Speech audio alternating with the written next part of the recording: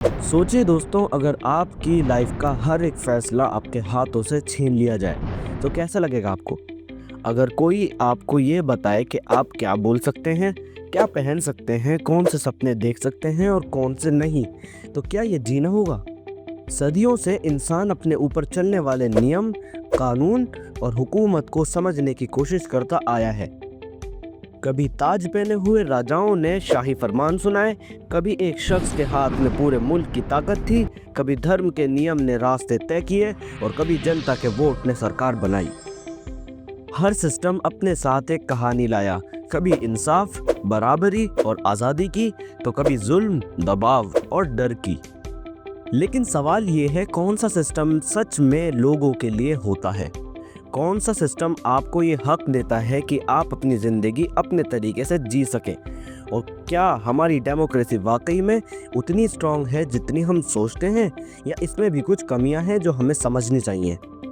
आज का ये सफ़र हमें ले जाएगा एक रोमांचक लेकिन सच्चाई से भरे रास्ते पर, from the rulers to the ruled, जहां हम देखेंगे कि कैसे गवर्नमेंट बनती है, कैसे चलती है और क्यों हम सबका अवेयर होना ज़रूरी है। क्योंकि गवर्नमेंट सिर्फ एक कुर्सी पर बैठे शख्स की नहीं होती, ये हम सबका आईना होती है जिसको जनता चुनती है। हेलो फ्रेंड्स, कैसे आप सब। आपका हमारे चैनल में ट्रिक्स मोशन में स्वागत है। आज के इस वीडियो में हम पढ़ेंगे क्लास 7 की सोशल साइंस की new book exploring society India and beyond के chapter number 9 from the rulers to the ruled. इस चैप्टर में हम बहुत से इंटरेस्टिंग क्वेश्चंस के आंसर जानेंगे, जैसे डिफरेंट टाइप्स ऑफ गवर्नमेंट कौन कौन सी होती है, गवर्नमेंट अपनी पावर कहाँ से लेती है, एक कंट्री की गवर्नमेंट लोगों के साथ कैसे इंटरैक्ट या बातचीत करती है, और डेमोक्रेसी इतनी इम्पोर्टेंट क्यों होती है। तो चलिए शुरू करते हैं एक सुपर इंटरेस्टिंग जर्नी को। दोस्तों, चैप्टर की शुरुआत होती है एक ज़बरदस्त कोट से। कौटिल्य ने अर्थशास्त्र में लिखा है कि एक रूलर की 3 सबसे बड़ी जिम्मेदारियां होती हैं। रक्षा, अपने देश को बाहर के दुश्मनों से बचाना, देश के अंदर लॉ एंड ऑर्डर मेंटेन रखना, अपने लोगों की भलाई और उनकी वेलफेयर का ध्यान रखना।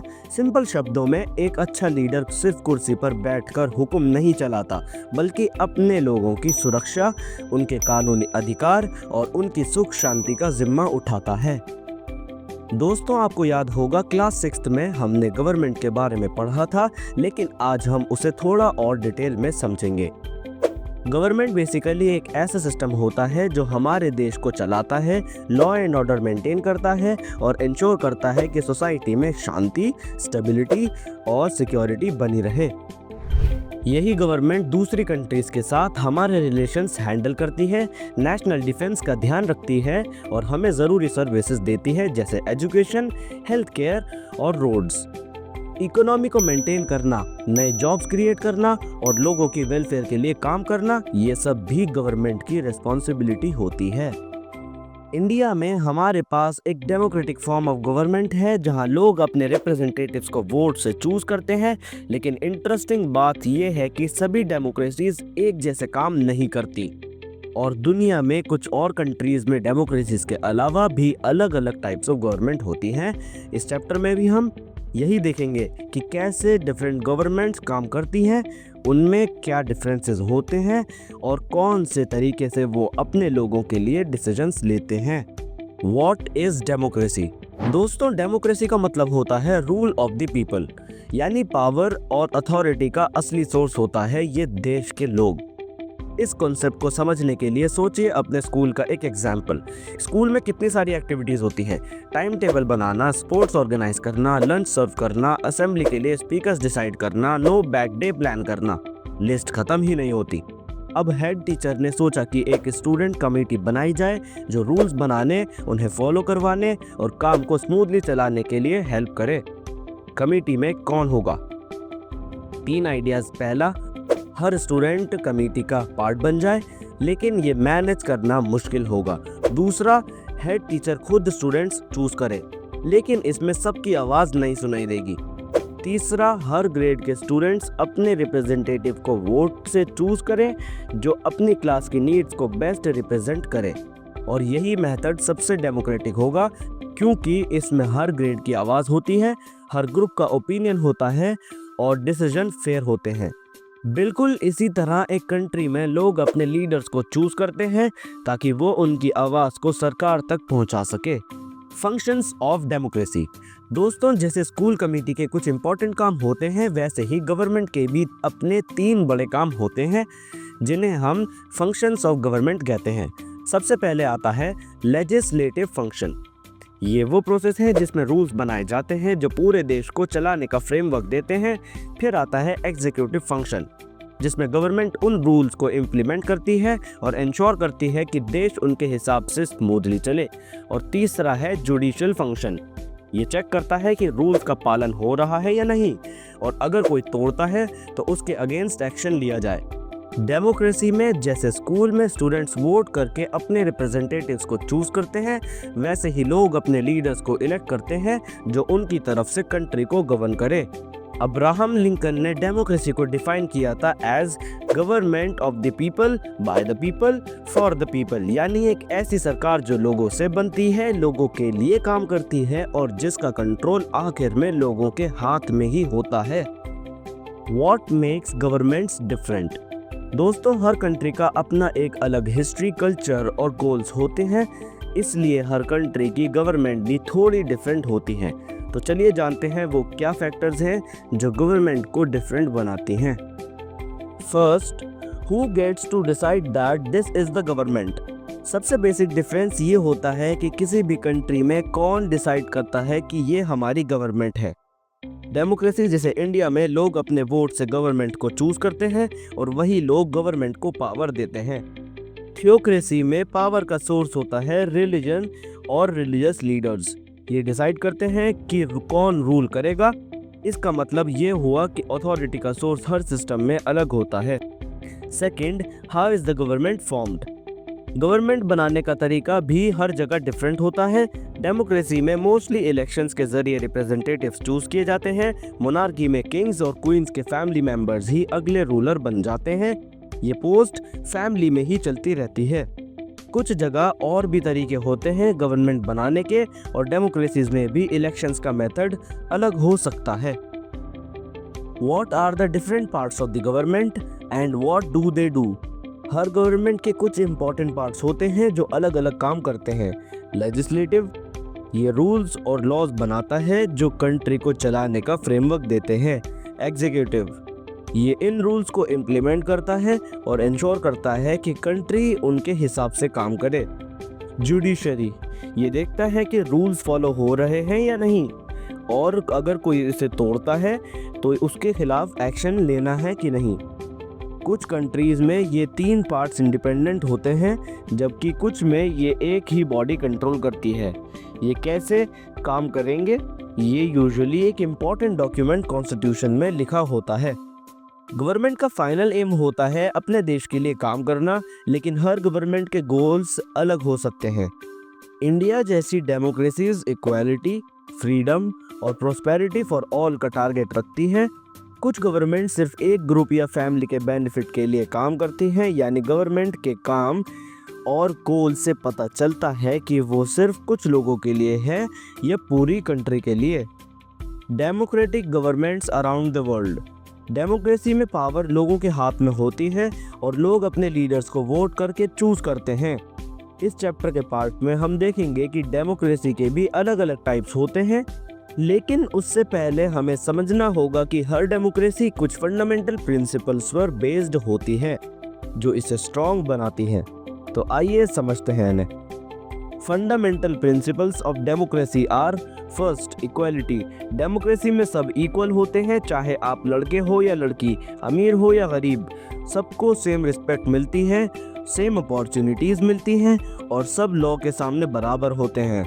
एजुकेशन हो या हेल्थ फैसिलिटीज़ सबके लिए इक्वली अवेलेबल होनी चाहिए। Second, freedom. फ्रीडम का मतलब है अपने डिसीजंस खुद लेना और अपने ड्रीम्स फॉलो करना और अपने ओपिनियंस ओपनली एक्सप्रेस करना। डेमोक्रेसी में आप अपने आइडियाज़ शेयर कर सकते हो, बस इतना ध्यान रहे कि किसी और के राइट्स हर्ट ना हो। Third, representative participation. ये प्रिंसिपल बताता है कि हर सिटीजन को अपने लीडर्स चूज करने का राइट है। इलेक्शंस के थ्रू हम अपने रिप्रेजेंटेटिव्स इलेक्ट करते हैं जो लेजिस्लेचर का पार्ट बनकर हमारी तरफ से डिसीजंस लेते हैं। फोर्थ, यूनिवर्सल एडल्ट फ्रेंचाइजी, एक सर्टेन एज के बाद हर सिटीजन को वोट देने का हक मिलता है। इंडिया ने ये राइट 1950 से ही सब एडल्ट्स को दे दिया था। लेकिन इंटरेस्टिंग बात यह है कि स्विट्जरलैंड में विमेन को वोट का राइट 1971 में मिला। Fifth, fundamental rights. डेमोक्रेसी हमें कुछ इंपॉर्टेंट राइट्स देती है, जैसे right to equality, right to freedom of speech and expression और राइट अगेंस्ट एक्सप्लॉयटेशन। ये राइट्स हमें सेफ, फ्री और रिस्पेक्टेड फील करवाते हैं। Sixth, independent judiciary. Judiciary democracy का एक फेयर रेफरी है जो इंश्योर करता है कि सब, चाहे आम आदमी हो या लीडर, लॉ फॉलो करें। ये हमारे राइट्स की रक्षा करता है और जस्टिस को फेयर रखता है। याद रहे, ये प्रिंसिपल्स आइडियल्स होते हैं। हर डेमोक्रेसी इन्हें परफेक्टली फॉलो नहीं कर पाती, लेकिन सिटीजन्स का काम है इन आइडियल्स को याद रखना और अपनी डेमोक्रेसी को इनके करीब ले जाना। Different forms of democratic governments. सोचो एक ऐसी दुनिया जहां आप ही डिसाइड करो कौन से रूल्स बनेंगे, कैसे चलेंगे और कौन फॉलो करेगा, या फिर आप अपने लीडर चूज करो जो आपकी तरफ से ये सब काम करे। हाँ दोस्तों, यही होती है डेमोक्रेसी की मैजिक वर्ल्ड। आज हम देखेंगे कि डेमोक्रेसी के कौन कौन से अलग फॉर्म्स होते हैं, जो है डायरेक्ट डेमोक्रेसी, रिप्रेजेंटेटिव डेमोक्रेसी और उनके special versions. First, direct democracy. Direct democracy में देश के सारे सिटीजन्स मिलकर डायरेक्टली रूल्स बनाते हैं, लॉ डिसाइड करते हैं और हर डिसीजन में हिस्सा लेते हैं। मतलब यहाँ कोई बीच का लीडर नहीं होता, लोग ही सरकार होते हैं। स्विट्जरलैंड में आज भी कुछ जगह ये सिस्टम फॉलो होता है, लेकिन प्रॉब्लम ये है कि बड़ी कंट्रीज में इस सिस्टम को चलाना बहुत मुश्किल होता है। सोचिए, अगर स्कूल की हर एक्टिविटी में हर स्टूडेंट का ओपिनियन लेना हो तो डिसीजन कितना स्लो हो जाएगा। रिप्रेजेंटेटिव डेमोक्रेसी, ये वो फॉर्म है जो हम इंडिया में फॉलो करते हैं। इसमें लोग अपने रिप्रेजेंटेटिव्स को वोट करके इलेक्ट करते हैं और फिर ये रिप्रेजेंटेटिव्स हमारी तरफ से डिसीजंस लेते हैं। इस सिस्टम में लोग डायरेक्टली गवर्न नहीं करते, लेकिन गवर्नमेंट हमेशा लोगों के अकाउंटेबल होती है, यानी जो उन्हें इलेक्ट किया है उनको जवाब देना पड़ता है। रिप्रेजेंटेटिव डेमोक्रेसी में इलेक्शंस फिक्स टाइम पे होते हैं, इंडिया में हर 5 साल में और यूएसए में हर 4 साल में। आज के टाइम में ज़्यादातर डेमोक्रेसीज इसी टाइप की होती हैं। पार्लियामेंट्री डेमोक्रेसी, इस फॉर्म में एग्जीक्यूटिव लेजिस्लेचर का पार्ट होता है। इंडिया इसका एग्जाम्पल है, जहां प्राइम मिनिस्टर और काउंसिल ऑफ मिनिस्टर्स पार्लियामेंट के मेंबर्स होते हैं। काउंसिल ऑफ मिनिस्टर्स तब तक काम करता है जब तक उनके पास लोकसभा का ट्रस्ट होता है। लोग लेजिस्लेचर को इलेक्ट करते हैं, लेकिन एग्जीक्यूटिव का सिलेक्शन लेजिस्लेचर के अंदर से होता है। प्रेसिडेंशियल डेमोक्रेसी, इस फॉर्म में एग्जीक्यूटिव और लेजिस्लेचर अलग अलग होते हैं। प्रेसिडेंट को लोग डायरेक्टली इलेक्ट करते हैं, उसके लिए लेजिस्लेचर का ट्रस्ट लेना जरूरी नहीं होता। यूएसए इसका एग्जाम्पल है। कुछ कंट्रीज जैसे इंडिया में स्टेट्स राजस्थान और केरला अपनी गवर्नमेंट्स रखती हैं, लेकिन वो पूरी तरह इंडिपेंडेंट नहीं होती, वो नेशनल गवर्नमेंट के अंडर काम करती हैं। What do these terms mean? यहाँ हम बात करेंगे 3 ऑर्गन्स ऑफ गवर्नमेंट की। First, executive. एग्जीक्यूटिव वो लोग होते हैं जो लॉज को इम्प्लीमेंट करते हैं, यानी जो डिसाइड करते हैं कि रूल्स बन गए हैं, उनका काम कैसे होगा। हर कंट्री में इसका हेड अलग होता है। जैसे इंडिया, एग्जीक्यूटिव है प्राइम मिनिस्टर और उनका काउंसिल ऑफ मिनिस्टर्स, ये लोग पूरे देश का डे टू डे काम संभालते हैं। यूएसए, यहाँ एग्जीक्यूटिव है प्रेसिडेंट जो डायरेक्टली लोगों के वोट से चूज होता है। साउथ कोरिया, यहाँ भी एग्जीक्यूटिव है प्रेसिडेंट जो स्ट्रॉन्ग डिसीजन मेकिंग पावर्स रखता है। ऑस्ट्रेलिया, जो है बिल्कुल इंडिया की तरह, यहाँ एग्जीक्यूटिव होता है प्राइम मिनिस्टर और काउंसिल ऑफ मिनिस्टर्स। सेकंड है लेजिस्लेचर। लेजिस्लेचर का काम होता है लॉज बनाना। ये पार्लियामेंट्स, कांग्रेस या नेशनल असेंबली के नाम से अलग अलग कंट्रीज में जाना जाता है। इंडिया, पार्लियामेंट के 2 हाउसेज होते हैं, लोअर हाउस, लोकसभा जो ज़्यादा पावरफुल होता है, डायरेक्ट इलेक्शन से चूज होता है। अपर हाउस, राज्यसभा जो कम पावरफुल होता है, इनडायरेक्ट इलेक्शन या नॉमिनेशन से। यूएसए, कांग्रेस के 2 हाउसेज होते हैं, upper house senate, lower house house of representatives, दोनों की पावर इक्वल होती है। साउथ कोरिया, सिर्फ एक ही हाउस होता है, नेशनल असेंबली, यहाँ बाई कैमरल सिस्टम नहीं है। ऑस्ट्रेलिया, दोनों हाउसेस की पावर इक्वल होती है, upper house senate, lower house house of representatives. Third is judiciary. Judiciary का काम होता है कानून का सही इस्तेमाल करवाना और सिटीजन्स के राइट्स की प्रोटेक्शन। ये एकदम इंडिपेंडेंट होता है ताकि कोई भी गवर्नमेंट का ऑर्गन इसके काम में इंटरफेयर ना करे। इंडिया जुडिशरी एग्जीक्यूटिव और लेजिस्लेचर से इंडिपेंडेंट है। ये इंश्योर करता है कि लॉज फेयर हो और राइट सेफ रहे। यूएसए जुडिशरी यहाँ भी इंडिपेंडेंट है और सेपरेशन ऑफ पावर का प्रिंसिपल स्ट्रिक्टली फॉलो होता है। साउथ कोरिया यहाँ जुडिशरी पूरी तरह से अलग काम करती है एग्जीक्यूटिव और लेजिस्लेचर से। ऑस्ट्रेलिया यहाँ भी जुडिशरी इंडिपेंडेंट है और 3 ऑर्गन्स अपना काम अलग अलग करते हैं। तो दोस्तों आपने देखा कि एक ही डेमोक्रेसी के कॉन्सेप्ट को हर कंट्री अपने तरीके से फॉलो करती है। कहीं प्राइम मिनिस्टर होता है, कहीं प्रेसिडेंट, कहीं 2 हाउसेस होते हैं, कहीं एक ही। लेकिन एक बात कॉमन है, 3 ऑर्गन्स अपना काम करते हैं ताकि डेमोक्रेसी स्ट्रॉन्ग और फेयर बनी रहे। अ peak into history, early republics. चलो दोस्तों टाइम मशीन में बैठते हैं और चलते हैं प्राचीन भारत के ज़माने में, जब कुछ स्टेट्स अर्ली रिपब्लिक्स के नाम से जाने जाते थे। आज हम सोचते हैं कि इलेक्शन और वोटिंग मॉडर्न चीज़ है, लेकिन सच ये है कि थाउजेंड्स ऑफ ईयर्स पहले लोग अपने नेता चूज करते थे। एग्जाम्पल लेते हैं वज्जी महाजनपद का। यहाँ के लिच्छवी लोग एकदम मिलजुल कर डिसीजंस लेते हैं। लीडर्स का सिलेक्शन बर्थ से नहीं, मेरिट से होता था। हर इंपॉर्टेंट पोजीशन इलेक्शन के थ्रू भरी जाती थी और रिप्रेजेंटेटिव्स रेगुलर मीटिंग्स करके लोगों की प्रॉब्लम्स सॉल्व करते थे। और ये सिर्फ नॉर्थ इंडिया की कहानी नहीं है, साउथ इंडिया में भी चोला पीरियड के दौरान उत्तरा मेरठ यानी तमिलनाडु की इंस्क्रिप्शंस बताती हैं कि कैसे विलेज सभा के मेंबर्स इलेक्ट होते थे, बैलेट बॉक्सेस यूज होते थे, मेंबर्स के क्वालिफिकेशन डिसाइड होती थी, उनकी ड्यूटीज होती थी, और अगर कोई करप्शन में पकड़ा जाता था तो तुरंत उसे हटा दिया जाता था। भारत ही नहीं, रोम और ग्रीस में भी रिपब्लिक्स थे, लेकिन यहाँ एक डिफरेंस था। सिर्फ फ्री मैन वोट कर सकते थे, विमेन, वर्कर्स और स्लेव्स को ये हक नहीं था। Other forms of government, monarchy. दोस्तों अब तक हमने देखा कि डेमोक्रेसी दुनिया का सबसे पॉपुलर फॉर्म ऑफ गवर्नमेंट है, लेकिन हर जमाने में डेमोक्रेसी ही नहीं थी, कुछ और फॉर्म्स भी थे। आज हम बात करेंगे एक ऐसे सिस्टम की जो पूरी दुनिया में बहुत कॉमन था, मोनार्की यानी राजा महाराजा का राज। प्राचीन भारत के महाजनपदों में राजा होता था जो अपने सभा और समिति से सलाह लेकर फैसला करता था। समय के साथ जब बड़े बड़े एम्पायर्स बने तो राज्यों के पास बहुत पावर आई, लेकिन फिर भी उनके पास काउंसिल ऑफ मिनिस्टर्स होते थे और सीखे हुए स्कॉलर्स जो उन्हें धर्म के मामले में सलाह देते थे। लेकिन ये ज़रूरी नहीं कि हर राजा न्याय और धर्म का पालन करे। कुछ राजा अपनी पावर का गलत यूज़ करके प्रजा को दबाते भी थे। दुनिया के कुछ हिस्से में तो राजा के पास एब्सोल्यूट पावर होती थी, वो ही कानून बनाता, वो ही कानून तोड़ने वाले को सज़ा देता, और कभी कभी तो ये भी कहता कि उसकी ताकत उसे भगवान ने दी है। भारत के कई हिस्सों में राजा की पावर राजधर्म के दायरे में होती थी, मतलब वो अपना राज धर्म के नियमों के अंदर रहकर चलाता और प्रजा की भलाई का ख्याल रखता। ये एक आइडियल था जो हर राजा फॉलो करे।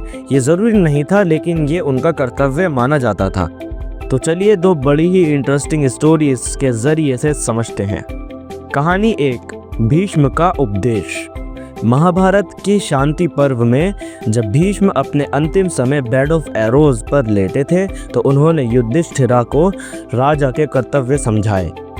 राजा का सबसे बड़ा काम है कि प्रजा की भलाई करना, कानून को बिना भेदभाव के लागू करना, ईगो और करप्शन से बचना और अच्छे और ज्ञानी एडवाइजर से सलाह लेना, ये सब राजा की जिम्मेदारी है। कहानी 2, किंग चंद्रपीड़ा और मोची का घर। कश्मीर के राजा चंद्रपीड़ा को अपने देवता का मंदिर बनाना था, लेकिन रास्ते में एक मोची का छोटा सा घर था। बिल्डर्स ने जब बिना पूछे मेजरमेंट लेना चाहा तो राजा ने उन्हें रोका और कहा, पहले मोची से परमिशन लो। मोची ने अपने घर को अपनी माँ जैसा प्यारा बताया। राजा ने खुद जाके इज्जत से पूछा और फिर उसे ठीक मुआवजा दिया। इस कहानी का सबक था धर्म का पालन, चाहे सामने एक आम आदमी ही क्यों ना हो। Monarchies today.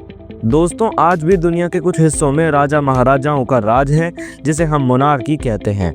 यहाँ राजा या रानी को मोनार्क बोला जाता है और ये पावर आमतौर पर हेरिडिटरी होती है, मतलब राजा के बाद उसका बेटा या कभी कभी बेटी गद्दी संभालती है। आज के टाइम पर दो तरह की मोनार्कीज होती हैं। एब्सोल्यूट मोनार्की, इसमें राजा के पास पूरी पावर होती है, कानून बनाना, कानून लागू करना और कानून तोड़ने पर सजा देना, सब कुछ वो ही डिसाइड करता है। फॉर एग्जाम्पल सऊदी अरेबिया, यहाँ का राजा इस्लामिक लॉ के हिसाब से राज चलाता है। हाँ, एक काउंसिल उसे सलाह देती है, लेकिन राजा उस सलाह को माने या ना माने ये उसकी मर्जी होती है। फिर आता है कॉन्स्टिट्यूशनल मोनार्की, इसमें राजा या रानी सिर्फ नाम के हेड होते हैं, असली पावर तो प्राइम मिनिस्टर के पास होती है। फॉर एग्जाम्पल यूनाइटेड किंगडम, यहाँ किंग या क्वीन का रोल सेरेमोनियल होता है, कानून बनाता है पार्लियामेंट और कंट्री को चलाता है प्राइम मिनिस्टर और काउंसिल ऑफ मिनिस्टर्स। मतलब नाम तो मोनार्की का है, लेकिन पूरे का पूरा सिस्टम पार्लियामेंट्री डेमोक्रेसी है।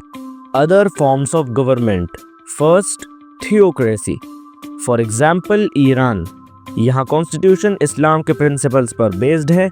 सबसे ऊपर होते हैं सुप्रीम लीडर्स, जिन्हें इस्लामिक क्लेरिक्स चुनते हैं और उनका टेन्योर होता है life time.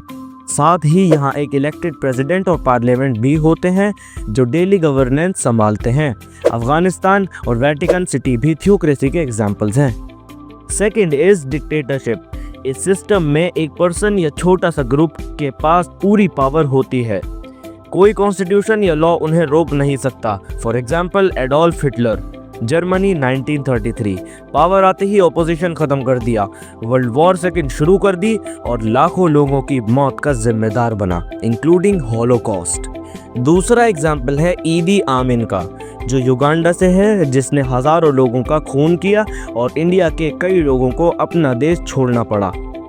Third comes oligarchy, जब कुछ लोग मिलकर राज करते हैं, जिसका ग्रीक में मतलब है ओलिगोस मतलब फ्यूज और आर्को मतलब रूल से बना। यहाँ एक स्मॉल पावरफुल ग्रुप जैसे वेल्दी फैमिलीज या इन्फ्लुएंशियल लीडर्स सारे इंपॉर्टेंट डिसीजंस लेते हैं। एंशिएंट ग्रीस में एरिस्टोक्रेटिक फैमिलीज के पास पावर होती थी। आज भी कुछ डेमोक्रेसीज में ये होता है, जब सिर्फ कुछ पॉलिटिशियंस और बिजनेस पीपल के हाथ में ज़्यादा इन्फ्लुएंस आ जाता है। तो दोस्तों, हर फॉर्म्स ऑफ गवर्नमेंट का अपना तरीका होता है, लेकिन पावर कैसे यूज होती है यही डिसाइड करता है कि लोग खुश रहेंगे या फिर परेशान। Y democracy matters. दोस्तों, अब तक हमने देखा कि दुनिया में सरकार चलाने के बहुत सारे तरीके हैं, मोनार्की, डिक्टेटरशिप, थियोक्रेसी, ओलिगार्की, लेकिन फिर भी ज़्यादातर देश डेमोक्रेसी को ही क्यों अपनाते हैं, तो चलिए समझते हैं। इन अ रियल डेमोक्रेसी लोग अपनी ज़िंदगी अपने हिसाब से जी सकते हैं, क्या बोलना है, क्या पहनना है, कौन से धर्म को फॉलो करना है, कैसे अपने विचार रखने हैं, ये सब आप डिसाइड करते हो।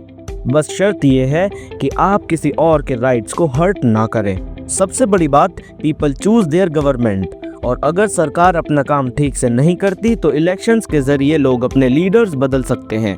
ये एक कांस्टेंट चेक है ताकि गवर्नमेंट हमेशा लोगों के लिए काम करे।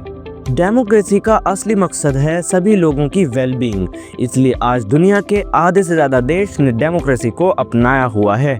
और हमारे अपने इंडिया में हर दिन आप डेमोक्रेसी के फीचर्स तो देखते ही हो, elections, freedom of speech and fundamental right. लेकिन डेमोक्रेसी भी परफेक्ट नहीं है।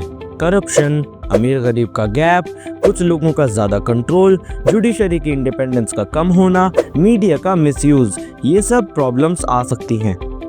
इसलिए हम सब का काम है विजिलेंट रहना, यानी हमेशा सतर्क रहना, अपने राइट्स और ड्यूटीज़ को समझना और अपनी डेमोक्रेसी को स्ट्रॉन्ग बनाए रखना। क्योंकि दोस्तों, डेमोक्रेसी सिर्फ एक सिस्टम नहीं, ये हमारी आवाज़ है, हमारी आज़ादी है और हमारी जिम्मेदारी भी है।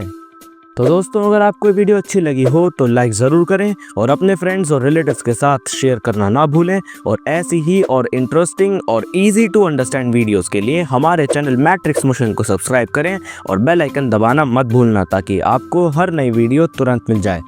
आपका सपोर्ट हमारे लिए बहुत ही इंपॉर्टेंट है, तो बने रहिए हमारे साथ। Keep learning and keep exploring. Till then, goodbye and take care.